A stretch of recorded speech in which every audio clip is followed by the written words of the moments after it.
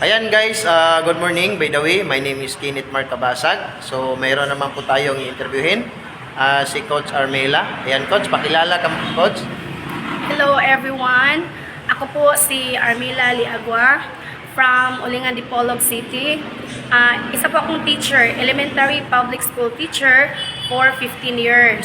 Nandito po ako sa Red kasi yung sahod ko pagka-teacher, kulang-kulang talaga. Yes. So, malaking opportunity ang Red.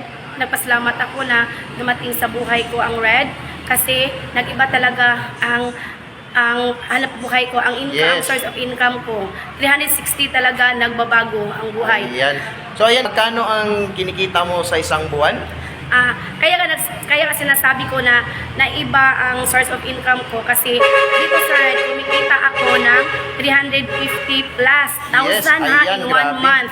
Sa pagka-teacher ko, hindi ko po yun makukuha. Ayan. Maybe mga 1 year pa, 1 year or 2 years pa, makukuha ko yun. Pero dito sa Red, 1 month lang, nakukuha ko na.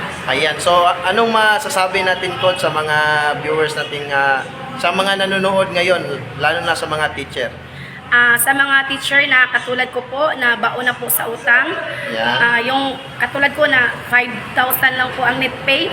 Yes. So, ang masasabi ko lang po na dito sa Red, makukuha mo talaga kung anong pangarap mo sa buhay. Yes. Kasi po, pag tinatrabaho mo lang sa Red, wala namang mawawala sa atin, di ba?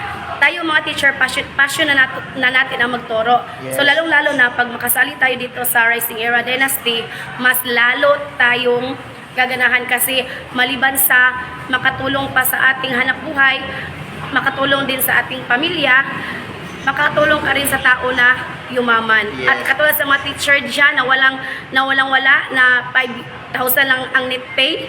So dito sa Red, talagang makukuha ang pangarap mo. Sa mga katulad ko pong teacher, ang masabi ko, join na po kayo sa Red kasi dito sa Red, dalawang problema ang masolusyonan dito. Your health and your wealth.